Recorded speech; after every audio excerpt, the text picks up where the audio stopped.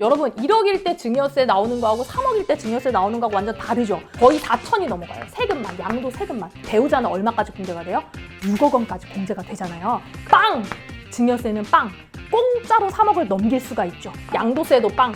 증여세도 빵! 요렇게 할 수 있는 겁니다. 안녕하세요 여러분. 절세 해법을 찾아드리는 김하나 세무사입니다. 부모님에게 상속을 받을 수 있는 재산 중에서 재산 평가가 필요한 것들이 있어요. 현금이라던가 예금이라던가 이런 건 상속 개시일 시점에 남아있는 금액 자체가 상속 재산이기 때문에 평가를 하거나 뭐 이럴 필요가 없어요. 근데 지난 시간에 제가 말씀드렸던 것처럼 부동산 같은 경우에는 반드시 뭐 감정평가가 됐던 유사매매 사례가액이 됐건 평가를 통해서 해당 자산의 시가를 결정하는 게 굉장히 중요했거든요. 이번 시간에는요, 주식 이야기 해보려고 합니다. 우리는 일반적으로 뭐 맨날 거래소에서 거래되는 삼성전자, 하이닉스 이런 것만 생각을 하는데 주식도요, 두 가지 종류가 있어요. 상장 주식이 있고요, 비상장 주식 이렇게 있습니다. 상장 주식인 경우에는 코스피하고 코스닥 요즘 막 엄청 올라가죠. 주식으로 돈 벌었다는 얘기가 너무 많죠. 이런 것들이 전부 다 상장 주식인데 이건 어떻게 평가를 하느냐, 부모님이 돌아가신 시점에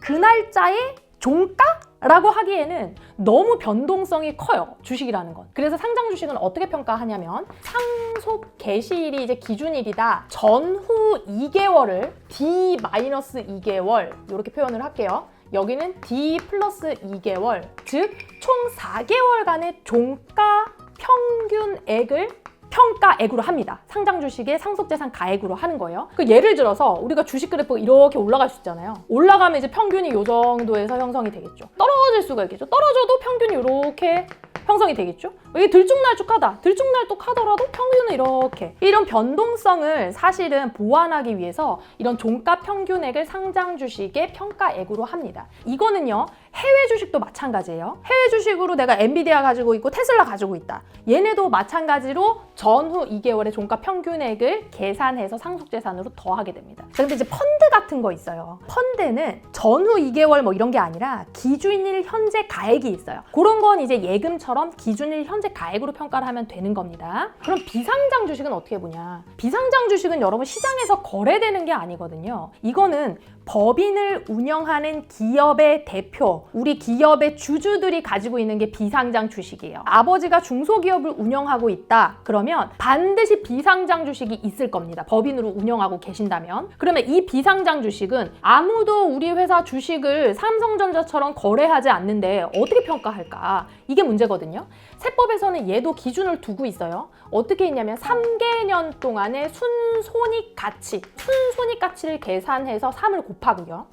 순자산가치를 곱하기 2를 합니다. 우리 회사에서 가지고 있는 토지, 건물, 부동산들이 있을 거 아니에요. 재고자산도 있을 거고 채권도 있을 거고 이런 거에다가 가중을 2를 두고 우리 회사가 3년 동안 벌어들인 수익에 대해서 가중을 3을 둬서 요거를 5로 나누는 거. 요게 바로 비상장 주식의 평가 방법을 제가 간단하게 설명을 드린 거예요. 자, 그런데 얘가 순자산 가치의 80%보다 더 떨어진다 그러면 순자산 가치를 맥시멈으로 해가지고 둘 중에 큰 거를 주식가액 평가로 하는데 이건 왜 그러냐면 보통 중소기업들이 공장 건물을 가지고 있거나 토지나 뭐 건물 이런 걸 가지고 기계장치 이런 걸 가지고 있으면 걔네들이 사실상 실질적인 자산 가치를 다 이루고 있다고 보셔야 돼요. 그렇기 때문에 이런 한도를 둔 거다. 비상장 주식은 이렇게 평가를 해서 상속재산으로 가산이 되기 때문에 굉장히 주의하셔야 됩니다. 예상보다 훨씬 더 평가가 높게 될 수가 있어요. 요거는 제가 다음 번에 주제를 따로 마련을 해서 한 번 더 말씀을 드릴게요. 우리가 주식하고 같이 관심을 가지고 있는 게 뭐냐면 가상화폐죠.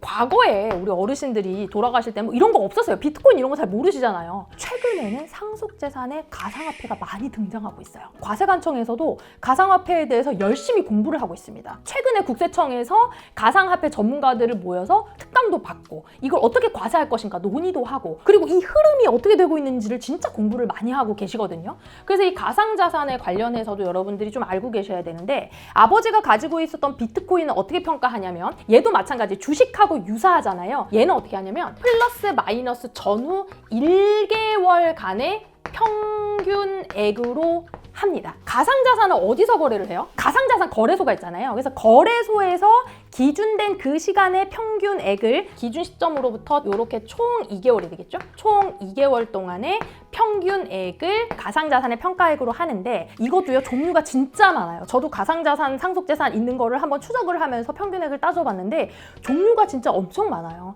이런 것들을 우리가 국세청 홈택스에 가면은 가상자산 종류별로 기간에 따른 평가액을 계산해 볼 수 있게끔 다 마련해 두고 있으니까 여러분이 거기서 참고를 해보실 수가 있겠습니다. 이런 것들이 상속 개시 시점에 다 남아있으면 상속세로 부과되겠죠.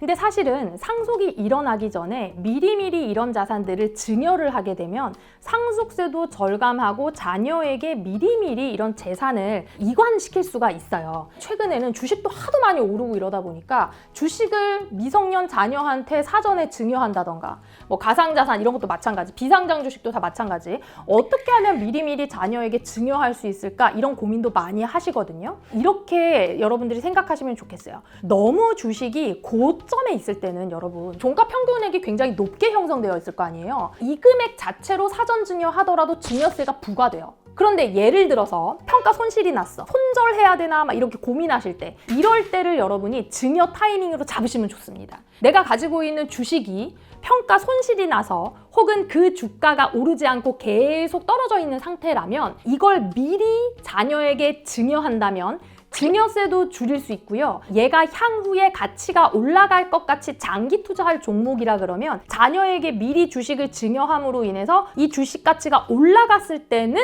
자녀가 그대로 다 누릴 수가 있는 거예요. 그 차익을. 그래서 주식이 떨어졌을 땐 여러분 그런 방법 한번 생각을 해보시고요. 한 가지 더 주식에서 해외 주식 있잖아요. 해외 주식 같은 경우에는 양도세가 발생해요.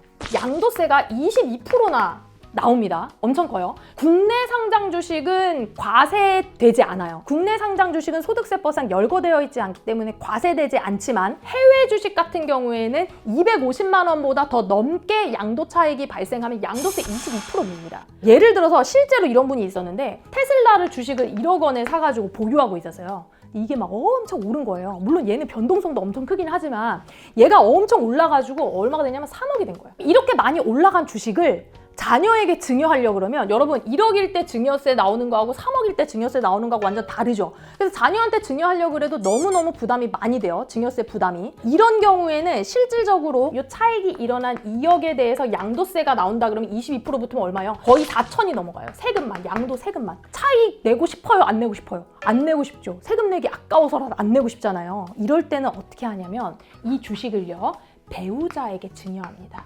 자녀에게 증여하면 증여재산 공제 얼마 들어가요? 5천만 원. 미성년자는 2천만 원. 배우자는 얼마까지 공제가 돼요?